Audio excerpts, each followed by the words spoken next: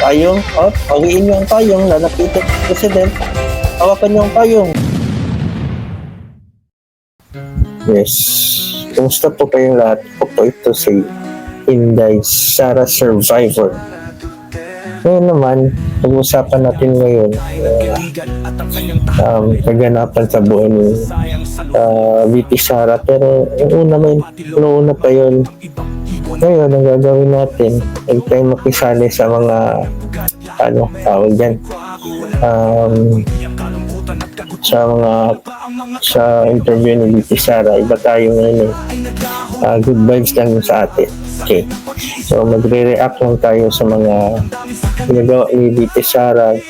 So, nung una pa, yung dati pa siya sa DepEd, kung ano ang mga tao pag dumating siya, ano ang kaganapan pag andyan siya. Yeah. So, mayroon na akong kwento tungkol kay VP Sara. One time, nasa Starbucks kami ng mga kaibigan ko. And that time, hindi ko alam na nasa likod pala namin si VP Inday. Pero that time, hindi pa siya Vice President, Mayor pa lang siya noon. Hindi namin alam parang simple lang, nasa likod ng parang customer lang din. At tapos, parang tinawag na siya ng babae doon sa counter, 'di ba? Usually pag order kayo, susulat ko yung name mo doon sa likod ng order niyo, 'di ba? Yun. Nung tinawag siya, sabi ng Sara, ang ganyan. Coffee for Sara, ganyan, 'di ba? Ayan, Starbucks. Ngayon, ang narinig ko sa likod yun, kasi syempre Davao siya. Narinig ko sa likod, uy, Sara daw. So paglingon ko, kasi uy, Sara daw, parang napalingon ako kasi parang hindi niya narinig or something. Paglingon ko, si VP Sara pala yun. Parang simple lang, usap-usap ng kanyang mga friends doon. Tapos, uy, Sara daw. Tapos sabi niya, ay, kadali. Kung meaning, wait lang. Sarang ganyan. Sarang normal lang din na tao. So, yun ang unang experience with VP Sara. And then, ngayon naman, may gusto lang ko ipakita sa inyo. Ito. Wait lang Ito dito ako natawa Wait. Nakita ko lang din to sa TikTok. Kalimutan. So, sorry bro. Kalimutan ko yung name ng makita na ata dito Sige. Guys, react tayo nito guys. Tingnan natin kung anong nasya naman ito. Tingnan natin. Binato ni Madam Inday Sara, yung mga, ewan ko ba, bakit parang gaganon na lang kaliit yung common sense ng mga to, Alisipin mo, tinake serious nila tong sinabi na to ni Madam Inday Sara na uhukayin yung boto ng Marcos Sr. at itatapos sa West Philippines Akalain mo, sineryoso nila yung mga yan? Pati ito si Gadon? Sabi niya, tingnan natin, subukan nyo. Dati gustong-gusto ko si Gadon. Isa din yan sa manggagamit di ba? Subukan mo, VP Inday, kung kaya mong hukayin. Common sense. Naturingan kayong matatalino, naturingan kayo nakatapos ng abugasya, naturingan kayo nakapag-aral. Isipin mo, i-take mo ng seryoso yung sinabi niya na hukayin. Ganyan na ba kayo kaparanoid? Ganyan na ba kaparanoid yung mga to?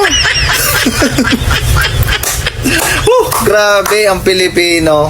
Hindi ko nilalahat. Mga kabayan, isipin mo, yung nasabi lang niya na ganon. Ito ito pagkakaintindi ko mga kabayan. Ito sinabi niya na ganito, it means na na tumigil kayo, ayusin niyo yung ginagawa ninyo. Huwag yung puro kapalpakan yung pinagpapapadali niyo diyan. Meron pa isa pa mga kabayan. Oo nga, yung iba kasi parang lang ang tawag dyan. Kumbaga na bait sila, parang na-click sila. Hindi nila alam reaction nila, hindi nila alam pinagtipan na sila ni Vicky. Ari pa. Punhuban na pa Oh, yan. Ito. Ito yung mas, ito yung mas nakakatawa. Ewan ko, ano talaga ni Chua kung anong ibig sabihin nun. O nagbububuhan lang siya. Wait lang. Tingnan natin to. define Kabayan, nyo sa sa COA kung ano po ang safe house. Ang nakakalungkot po dito, yung safe house po kasi walang detalye. Wala po sila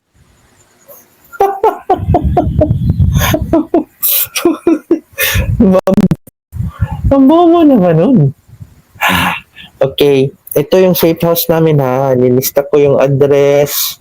Okay. Lista ko yung address kung saan street. Oh.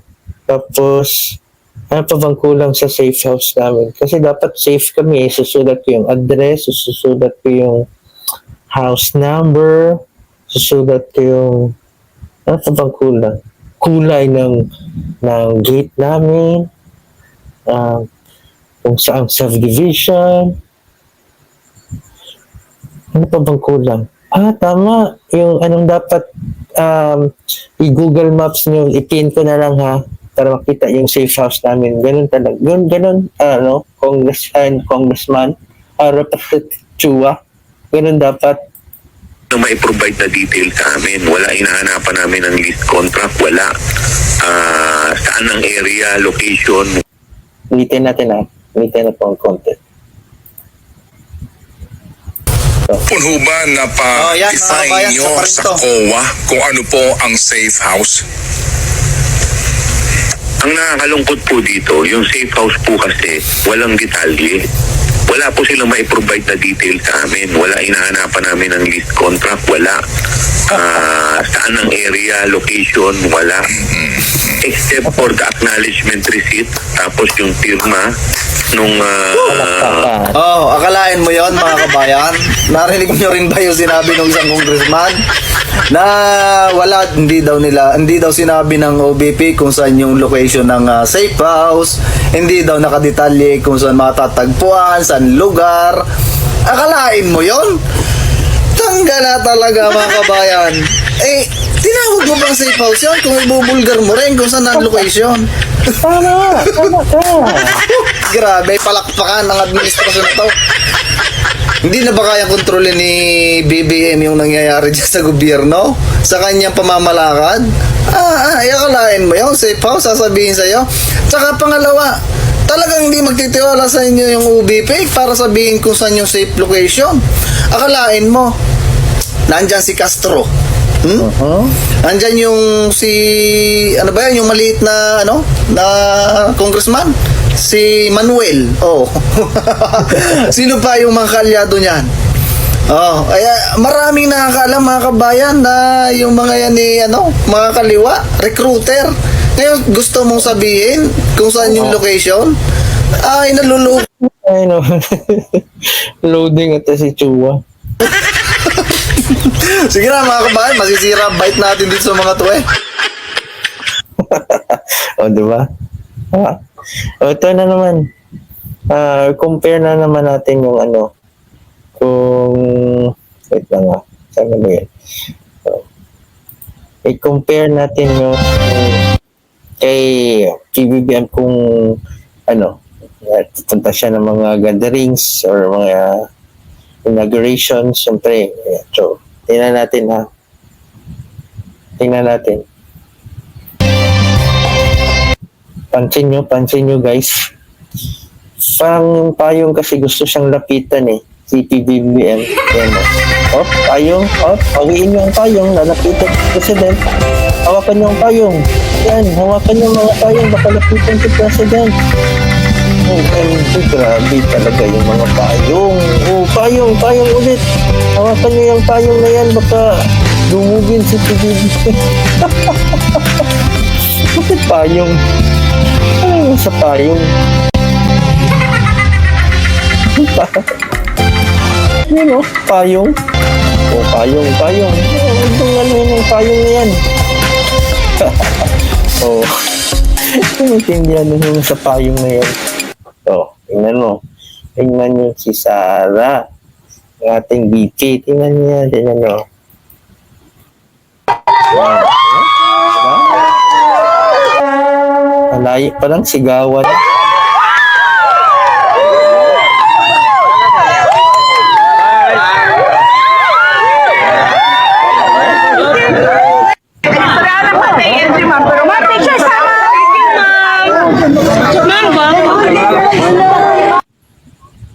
Oh, di ba? Layo pa lang. Ito pa isa, ito pa isa. Nagkagwapa ni mo, Madam Inday Sara! Alam mo bang meaning ng gwapa? Maganda yan. May mga Bisaya ba tayo dito? May mga Bisaya ba tayong subscriber? Ulit. Nagkagwapa ni mo, Madam Inday Sara! Sa mismo lumalapit kasi minsan nasa gate lang kasi yung iba eh. Hindi makapasok. So, nilalapitan niya.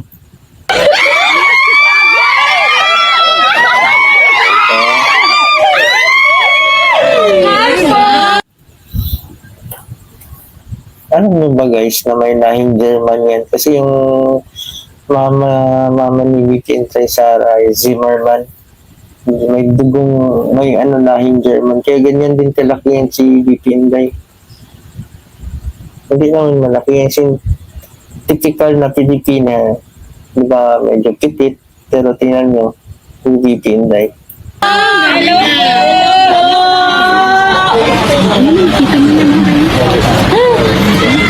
Hello, ma! Nagamaramag, ma! Tagadiri mo na kung papa, ma'am. Uy!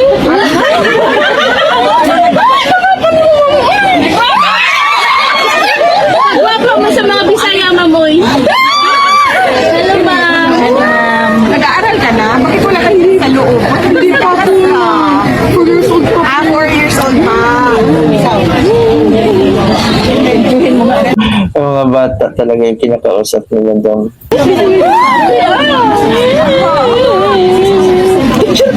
Akin na, ma'am. Kunin ko kayo. Siya talaga yung picture eh. Hindi ba talaga ni Magsara? So yun lang guys, gusto ko lang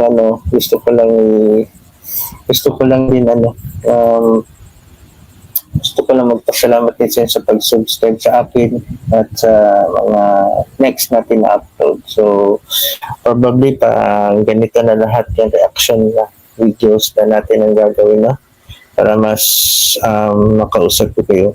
Salamat din pala yun sa attend ng live ko last time. Thank you po. Salamat po. Bye-bye.